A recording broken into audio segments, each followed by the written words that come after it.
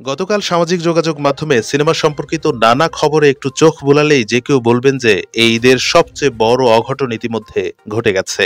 Officially ঘোষণা করা হয়েছে যে এম রাহিমের পরিচালনায় সিয়াম এবং বুবলি অভিনীত জঙ্গলি রিলিজ পাচ্ছে না এই ঈদে। ঘূর্ণিঝড় রেমালের কারণে সেট নষ্ট হয়ে যাওয়া এবং 2 দিনের শুটিং করতে না পারা ঈদের রিলিজ থেকে সরে যাওয়ার অন্যতম কারণ বলেই ঘোষণা দিয়েছে টিম জঙ্গলি। তাই স্বাভাবিকভাবেই ভিন্নধর্মী কন্টেন্ট নির্ভর আধুনিক সময়ের 2 ঘরানার 2 সিনেমার মুখোমুখি প্রতিদ্বন্দ্বিতা দেখার ভাগ্য হচ্ছে না আমাদের। এখন খুব স্বাভাবিকভাবেই এই ঘোষণা নিয়ে 2 পক্ষ থেকে নানা ধরনের বিবৃতি আসবে। তবে যেই প্রধান বিষয়টা আমাদের তর্ক বা আলোচনার বিষয় হতে পারে সেটা হলো জাস্ট ঈদে রিলিজ দিতে হবে বলে তাড়াহুড়া করে কোনোভাবে সিনেমা কমপ্লিট করে রিলিজ না দিয়ে জঙ্গলি সিনেমার টিম যে সময় নিয়ে পুরো কাজটা নিজেদের মতো করে কোয়ালিটির দিকে অ্যাটেনশন দিয়ে ভালোভাবে সম্পন্ন করেই মাঠে নামছে কিনা। যতটুকু জানা যায়, জঙ্গলি আসছে ঈদের 2 বা 3 সপ্তাহ পরে।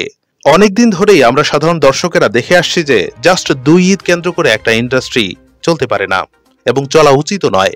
গত রোজার ঈদে একসাথে 1 ডজন সিনেমা রিলিজ দেওয়ার ফল আমরা সবাই লক্ষ্য করেছি কম বেশি। সেই জায়গায় এবার ঈদে রিলিজের জন্য এখন পর্যন্ত কনফার্ম হয়েছে তুফান এবং ময়ূরাক্ষী। অন্য 2-1টা সিনেমা আসলেও আসতে পারে। তবে জঙ্গলির ঈদের 2 বা 3 সপ্তাহ পরে রিলিজ পাওয়াটা এক হিসাবে দেখতে গেলে সময় উপযোগী সিদ্ধান্ত হবে।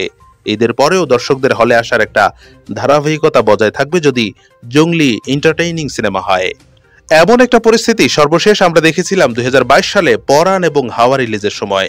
প্রায় 3 সপ্তাহের ব্যবধানে এই 2টা সিনেমা রিলিজ পেয়েছিল এবং 2টি সিনেমাই তুমুল জনপ্রিয়তার পাশাপাশি ব্যবসায়িক দিক থেকে রেকর্ড গড়েছিল।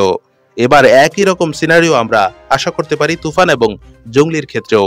ঈদে রিলিজ থেকে পেছালেও জঙ্গলি যদি আসলেই কোয়ালিটিফুল সিনেমা হিসাবে রিলিজ পায় তাহলে দিন শেষে লাভ কিন্তু এই ইন্ডাস্ট্রির।